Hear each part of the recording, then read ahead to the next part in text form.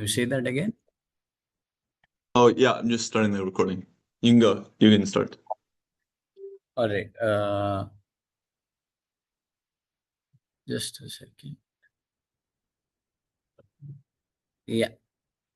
Hello, everybody. I'm Vaibhav Shokeen. I'm a fourth year undergraduate student at Ashoka University. And so I'll be doing the Planktoscope demo today. I hope you can see it on through the camera right now. We'll point it better later, but I've been working on a project related to this. Originally, the Planktoscope was made by Manu to do ocean monitoring and get the count of number of planktons in an ocean water sample and every stuff like that. But this is basically a flow through microscope. I'll join in with my phone to give you all a better look.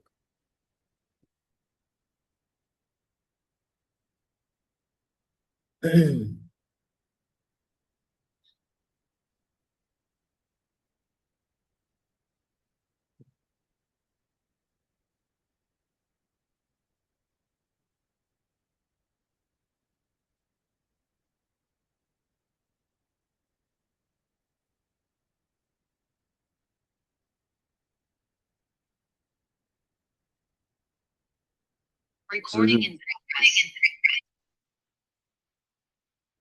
okay. We also have a. This is just an Earth unit. So that's kind of like field ready. You would take that anywhere, and in fact, it comes with the Pelican case. This is the one we have in the lab, but all the main hardware components are here.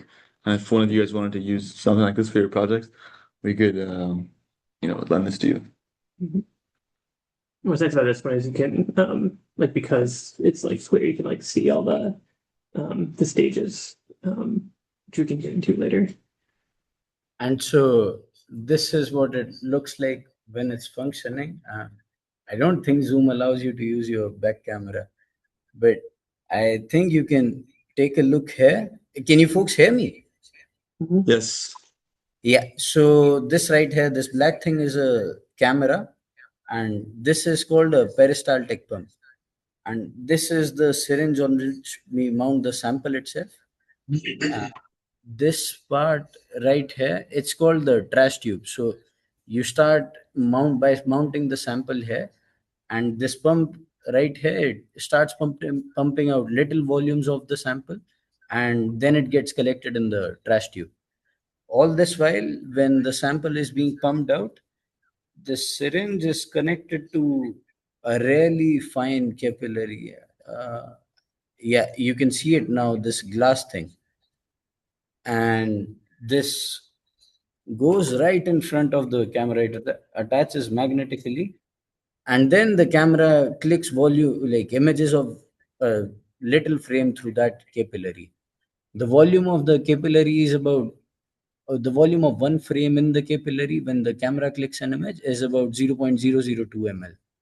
So for my purposes, am trying to automate urine microscopy of schistosomiasis, and for that we the standard size of a urine sample is 10 ml taken for diagnostics. So per sample this takes about 5,000 images if we aren't leaving out any volume. And the quality of the peristaltic pump here is that it allows you to take really fine pump out really fine volumes without any loss. So it's as precise as pumping out a volume which is 0.002 ml. And I'll now connect to my laptop and I'll show you folks what this looks like. The sample itself looks like.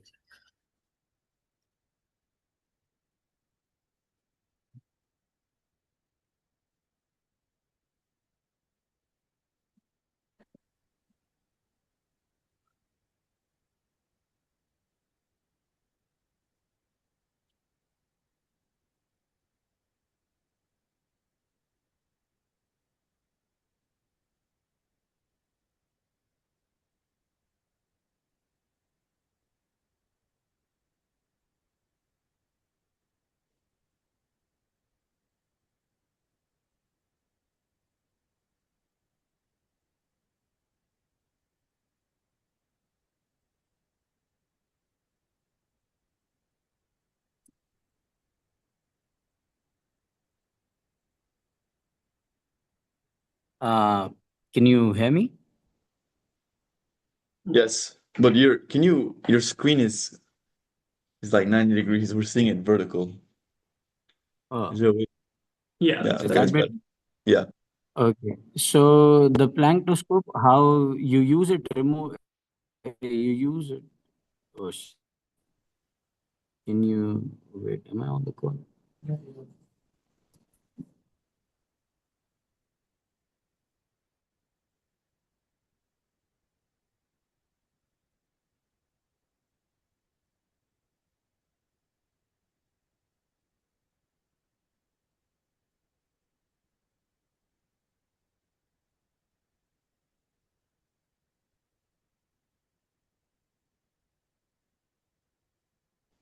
Is that the pressure dial you've Yeah, shown yeah, us? yeah.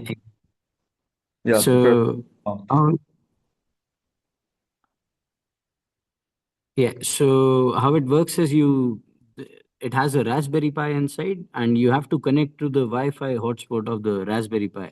So while I'm using it through my laptop, I cannot join the Zoom meeting at the same time. So there's this thing called the Zoom Node-RED dashboard. It opens up to screen like this, and you have the options of optic configuration, fluidic acquisition, segmentation, gallery, and system monitoring. Optic configuration is where, like, before you start imaging a sample, you figure out whether the focus is correct and all, whether the backlight is appropriate. It has a built-in segmentation model, but I do not think it works very well, and it's extremely slow for the samples. So we go to the optic configuration first, and then it shows an option of LED on or off. When I do that, you can take a look here. When I turn the LED on through the dashboard, it will, yeah, you can see here that the LED turns on here. And this LED basically it provides the backlight for the planktoscope. And now you have something here for configuration called flow rate, and you can pass a little volume of the sample before you start acquisition. So I'll pass 1 ml, 0.5 ml maybe with a 2 ml flow rate, 2 ml per minute, and you can see the live stream here.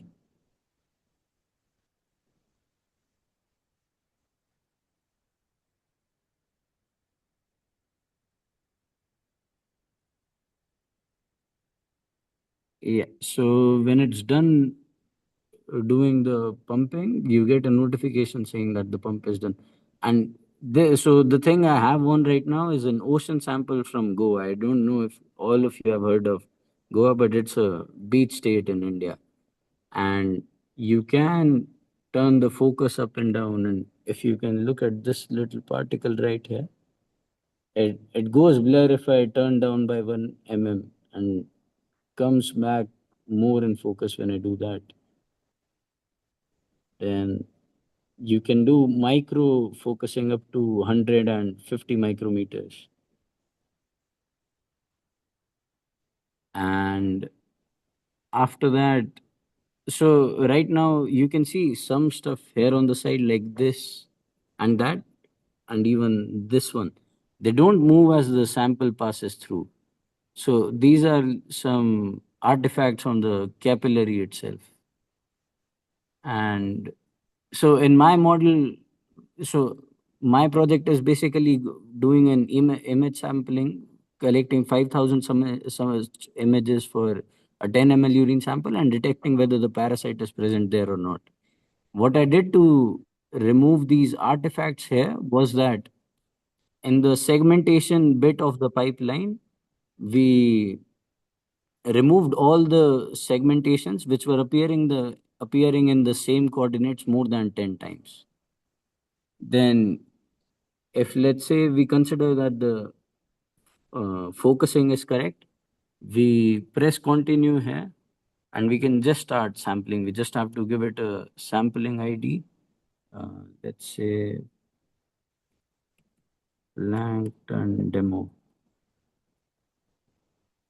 and you can tell it number of images to acquire, which is, so like I said earlier, the frame or the volume of each frame is 0.002 ml. So you can see something here called the total pumped volume and total image volume. This will change automatically as I change the number of images. So if I type 5000 here,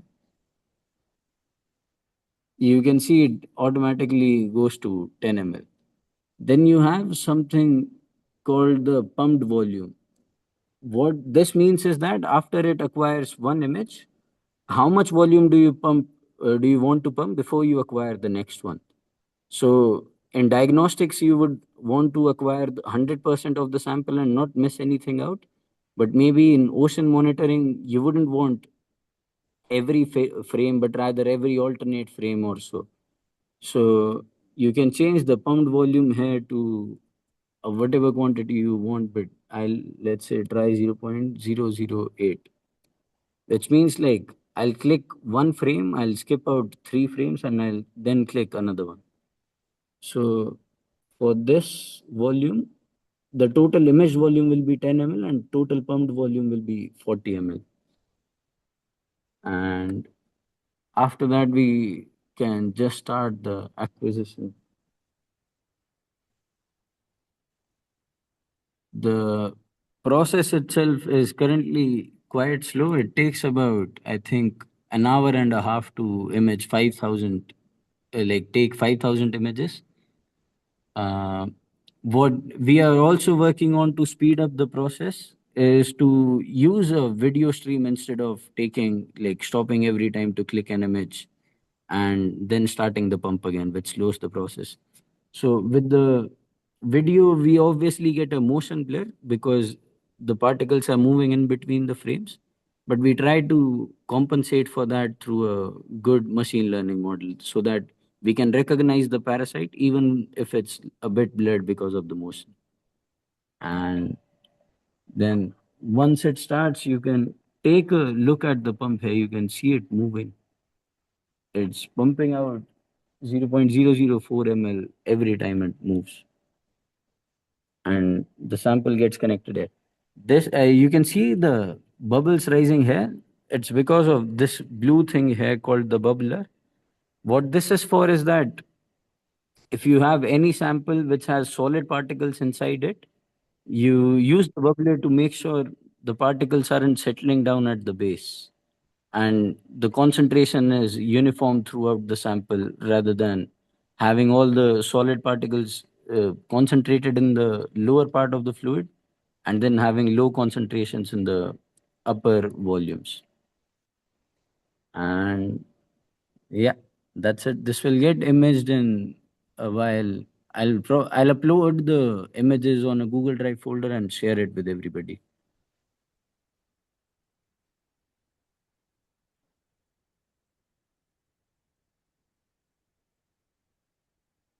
Uh, Thank you, folks. If anybody has a question, I can answer.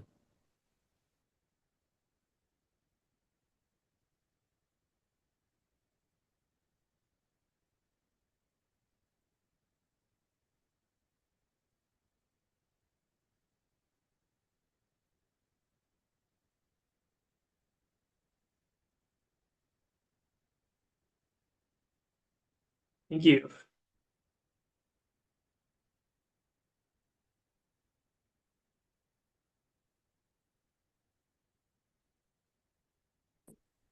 Hello, I don't know. Are we sure that we are capturing all the flow that's going to capillary tube, or maybe there are some frames that because of capture rate of camera that we are leaving out? So thank you for asking that, Apur. And the hardware in this is so that you can completely capture 100% of the volume which is passing through. There's also a factor called delay to stabilize the image. So every time the pump moves, the machine, based on the delay you input, will stop for a while before it clicks the next image. And so yeah, the peristaltic pump, it's quite precise and it allows you to uh, picture the entire volume without missing out anything.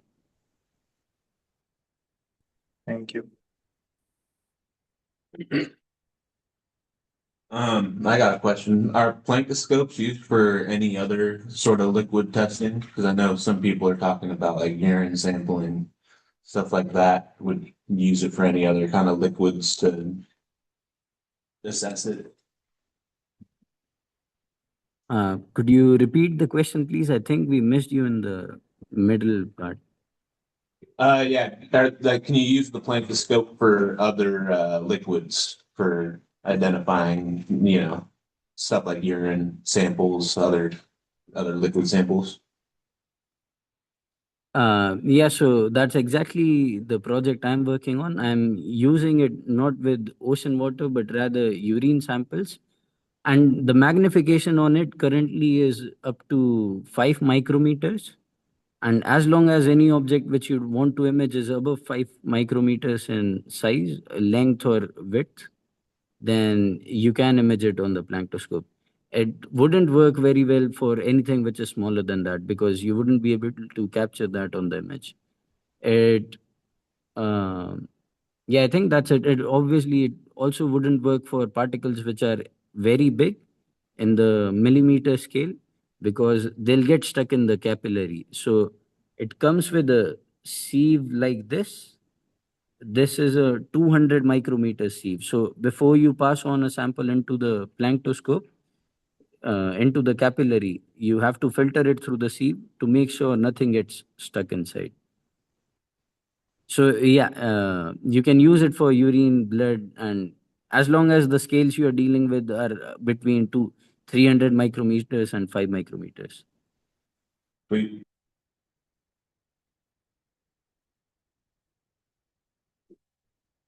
Thank you, Bible. I just wanted to add and show a current data set, like something that is Yeah, that possible. would be great.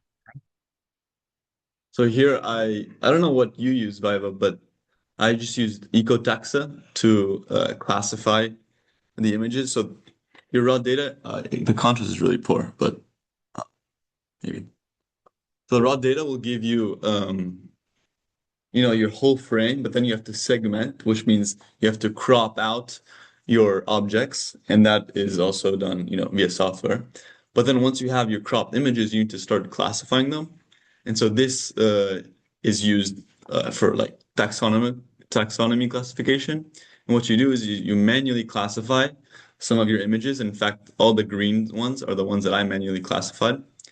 But since you have, in fact, here I don't know, I probably have like maybe like 30,000 images. You don't want to manually classify 30,000. So you classify, let's say, for example, this one, 36 images, which you can do very quickly just by eye.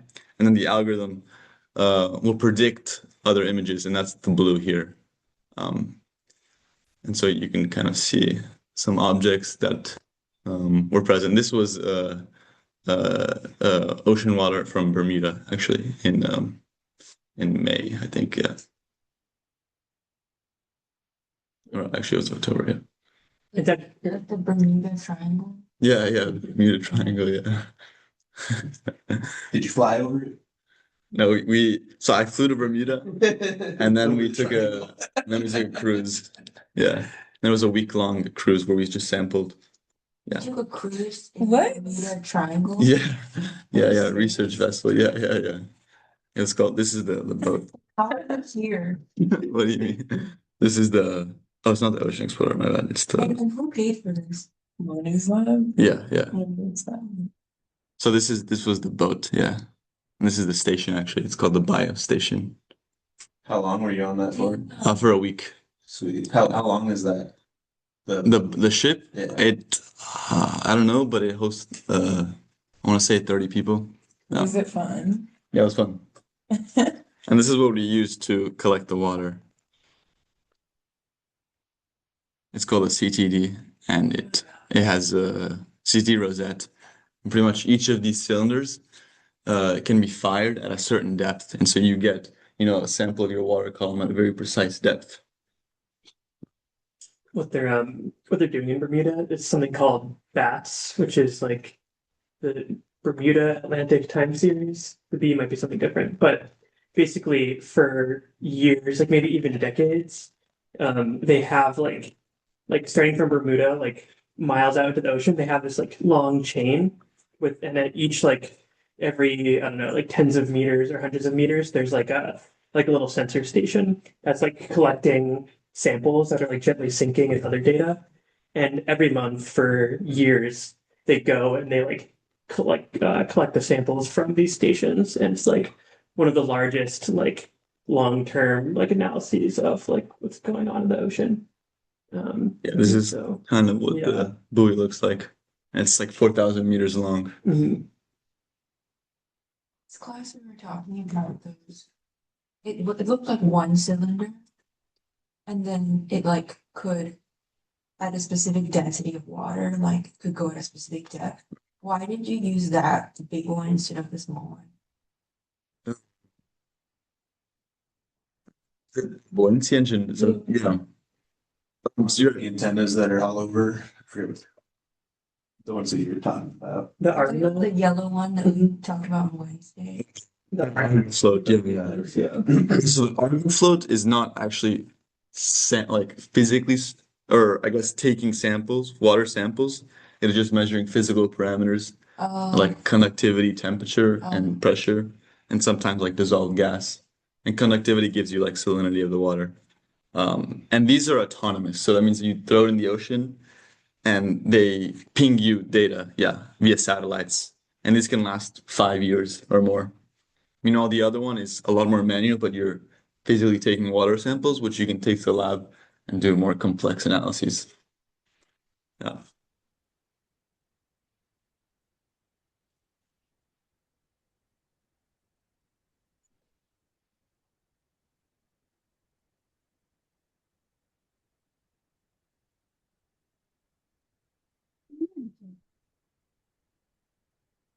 Cool. Yeah. Any other questions or?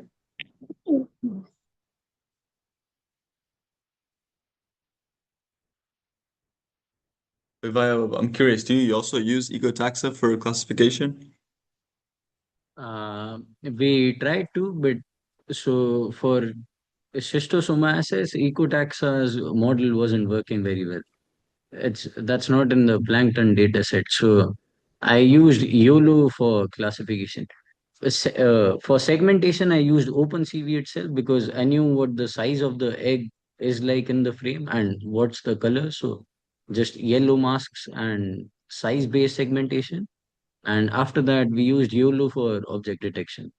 I It's an see. open source library which is quite fast and very good at computer vision, object detection. Cool.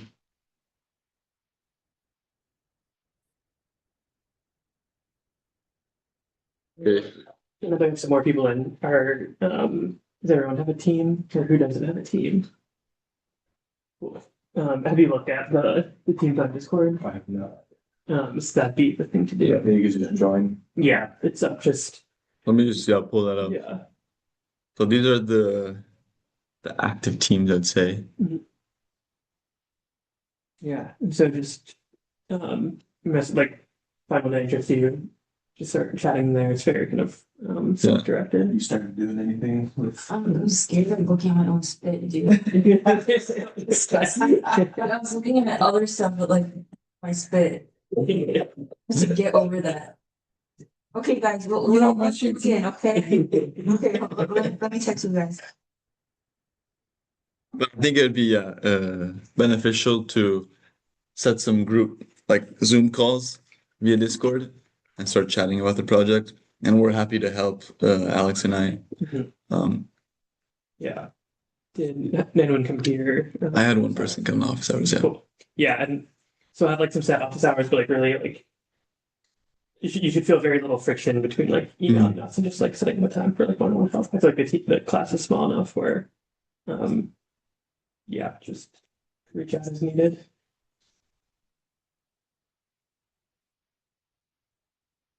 Have you guys done your phone scopes yet? Have they gotten their full? No, we're sending them out actually. Do you have any advice for the diabetes diagnostics if we're trying to do it with both scopes, but we don't have it? Um, I mean, there's like you know, there's like probably multiple facets to the project. So like if you or like some people here are able to work with the flow scope, they can try using other resources and then kind of combining the data you get because there's there's gonna be steps, right, where you have some underlying principle like, oh, like are there patterns that you can map to like sugar levels, and you can do that with like any microscope or camera. And then another step would be, okay, we've proven that this works with some microscopes, can also work with the full scope. So you don't have to start with the full scope. I don't know if they have microscopes. Yeah, well, who's on your team? I don't know if this is confirmed, but people have texted are Mhm. Angela, Francesca, Matthew, Tamana, Enrique. Mhm. Okay. Yeah. So as you were saying before, like we want to yeah, like do as much hands-on stuff as we can, but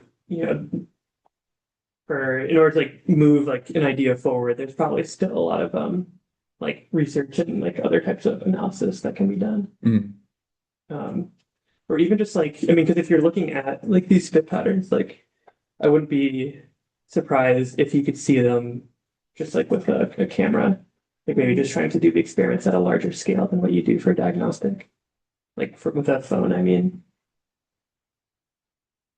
Cool.